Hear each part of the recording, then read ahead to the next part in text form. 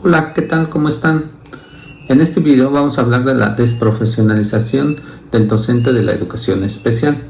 Pero para poder hablar de ello tenemos que hablar de los paradigmas que han existido durante la educación especial.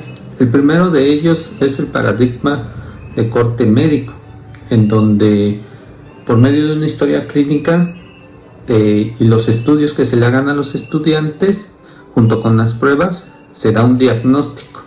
Y ahí a partir de este diagnóstico es lo que se trabaja, pero con el corte médico. O sea que se le atribuye al estudiante una enfermedad y algo que le pertenece a él, y a partir de ello se empiezan a generar diversas acciones para incluir, para poder estar en las escuelas estos estudiantes. Con el tiempo surge otro paradigma, que es el modelo social.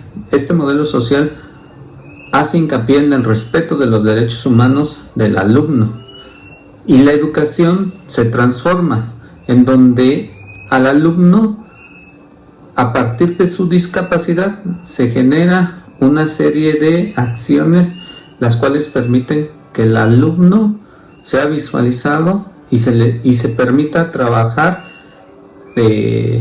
poniendo ante todo la dignidad del alumno y esos derechos.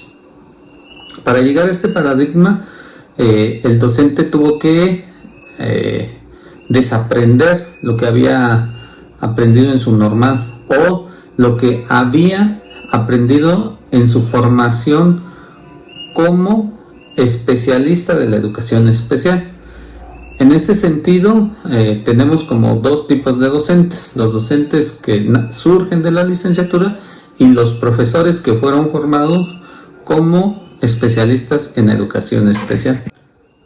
Regresando a la noción de paradigma, tenemos a Thomas Kuhn. Thomas Kuhn nos plantea que los paradigmas en las ciencias naturales es el cambio conceptual de una teoría científica a otra. Es todo un sistema de creencias desechado para darle paso a un nuevo sistema de creencias. Esto en las ciencias naturales es un avance significativo, porque entonces dice que la ciencia ha cambiado y ha avanzado a partir de ese cambio. Pero en las ciencias sociales no sucede de la misma manera. En las ciencias sociales es muy difícil, o el transitar de un paradigma a otro lleva más tiempo, y está sumergido en todo un proceso de cambio, de aceptación de los científicos, de apropiarse de este nuevo sistema. Lo que dice los autores es que hay un intercambio entre el científico y el fenómeno social, que es un constante choque de estos dos para el nuevo acomodamiento del paradigma. Tomando estos puntos, podemos decir entonces que el paradigma social de la discapacidad es una interpretación de la discapacidad y del contexto en donde se encuentra, donde la misma sociedad dicta las acciones hacia la inclusión. No es lo mismo que se plantea aquí con el contexto que tenemos a que se plantee en otro país. También es irreversible y hay que seguir una lucha por la inclusión. Esto es lo que nos dice entonces es que la educación especial tiene un fundamento teórico, una base empírica que da cuenta de la realidad y de la distancia que guarda con respecto a su teoría. Entonces, los paradigmas funcionan bajo, o nos llevan a algo: la desprofesionalización de los docentes de la educación especial, porque termina toda una etapa en donde se ha venido trabajando desde un modelo que ya no corresponde a las necesidades sociales y a las necesidades culturales a las que pertenecemos en este momento. Y las capacidades y habilidades que habían adquirido estos profesores pues ya no son útiles y son desechadas.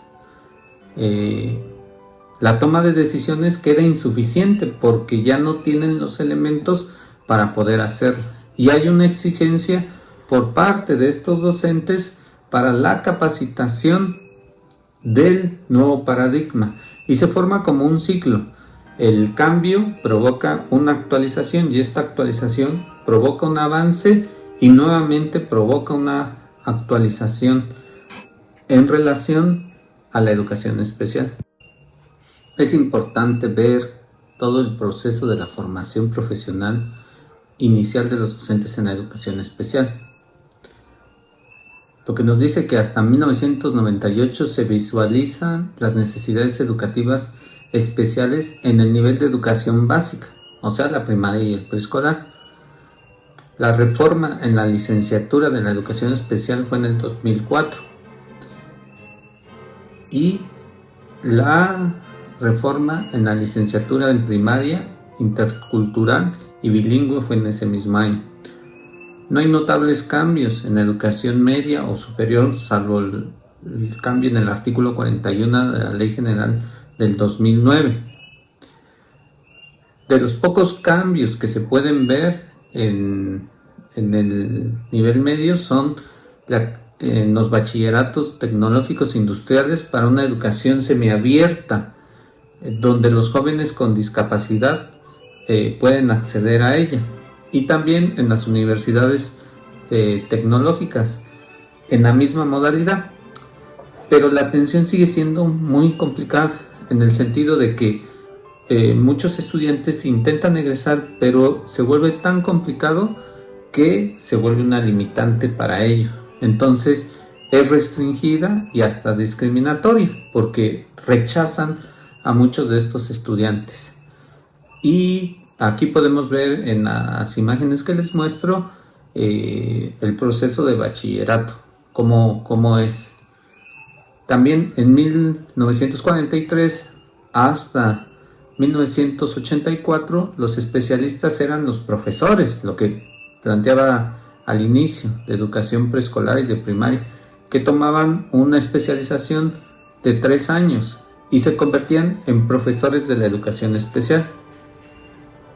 En 1984 la escuela normal del país imparte la licenciatura después del bachillerato, que antes era después de la secundaria, y la licenciatura en educación especial con una acentuación en alguna discapacidad, como ya se hacía en la especialización con los profesores. El plan de estudios no mostró cambios hasta el 2004, que se reformó con la pretensión de incorporar la integración educativa como parte sustancial de la formación inicial de los futuros profesionales de la educación especial. Algo muy importante que hay que tomar en cuenta es que en el 2013 se realizó una consulta nacional donde se aplicaron estas encuestas en 23 entidades federativas, y los profesionales del Programa Nacional de Fortalecimiento para la Educación Especial y la Integración Educativa fueron como los asesores. La consulta giró en 3 ejes fundamentales. El primero, la situación actual de los servicios de educación especial. El segundo, la situación actual de la formación inicial de los licenciados en educación especial. Y el tercero y último, el perfil de egreso del futuro maestro de educación especial. A partir de esta encuesta surgieron datos muy importantes. Voy a mencionar algunos. Fueron 2.263 cuestionarios los que se aplicaron, de los cuales 742 corresponden a instituciones formadoras de docentes en educación especial, 1.245 a instituciones receptoras de docentes de educación especial y 276 a beneficiarios de los servicios de educación especial, de los cuales 208 fueron a madres y padres de alumnos con discapacidad y a 68 adultos con discapacidad que han asistido a los servicios de educación especial. El 89% de los encuestados consideran que sí es conveniente la integración de un niño o de un joven con discapacidad en la escuela. El 90% estima que en nuestro país se lleva a cabo una integración educativa. Esto es de tomar en cuenta. La percepción que tiene la gente en relación a la educación especial, pues parece que es buena, ¿no?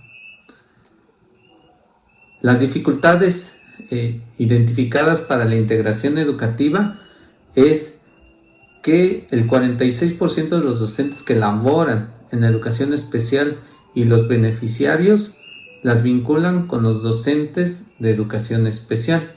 El 41% lo atribuye al aprovechamiento escolar y la adquisición de contenidos del currículum. El 36% lo asocia a las dificultades administrativas de inscripción, de permanencia en las escuelas, en tanto que los adultos con discapacidad asocian las dificultades con los padres de familia y con los compañeros sin discapacidad.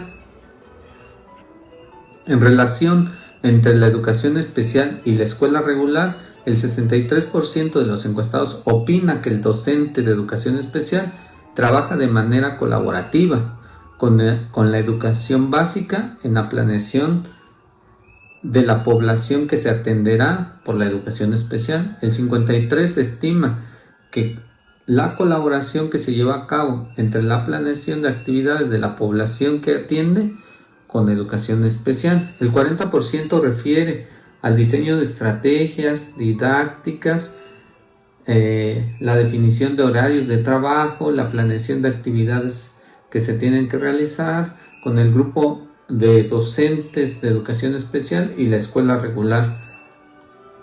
En cuanto a las expectativas de los alumnos con discapacidad, nos dice que el 68% coincidió de que deben aprender a valerse por sí mismos, el 65% a relacionarse y convivir con los demás, y un 55% que deben aprender a comunicarse con otras personas, y un 51% que debe aprender lo mismo que aprenden los demás.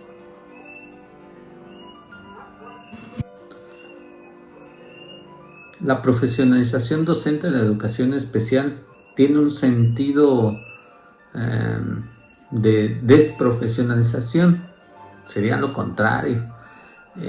Y esto es comprensible porque ya no pueden aplicar los conocimientos que habían aprendido del paradigma médico. Y se sienten vulnerables porque tampoco han aprendido el nuevo modelo. Es difícil. Tampoco se han encontrado las estrategias para que este modelo logre llegar al alcance de todos los docentes de educación especial. Entonces, ese sentimiento pues es válido porque los conocimientos y las acciones no logran resolver los problemas que se le presentan día a día.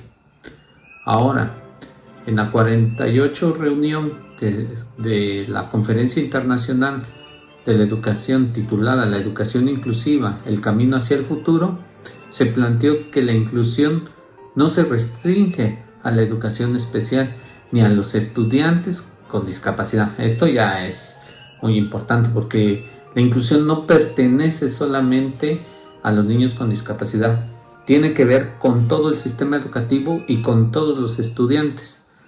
Renato Operti, especialista de la UNESCO, plantea que a nivel internacional hay al menos 5 subtemas relativos a la integración e inclusión educativa. El primero de ellos es la coexistencia de las escuelas especiales y las escuelas comunes con la población con discapacidad, como las fortalece al mismo tiempo sin hacerlo con debilitar a otras.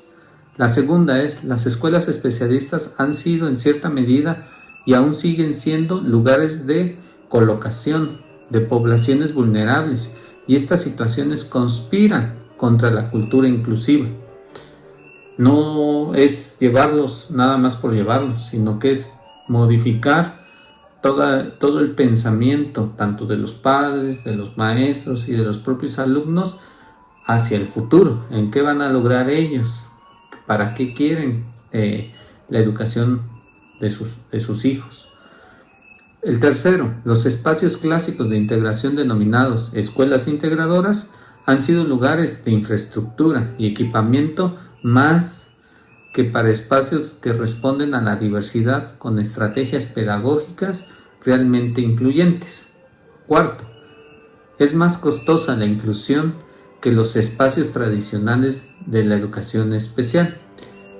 Y, si lo es, responde a la equidad que dio origen a la búsqueda de la inclusión de los niños y jóvenes con discapacidad.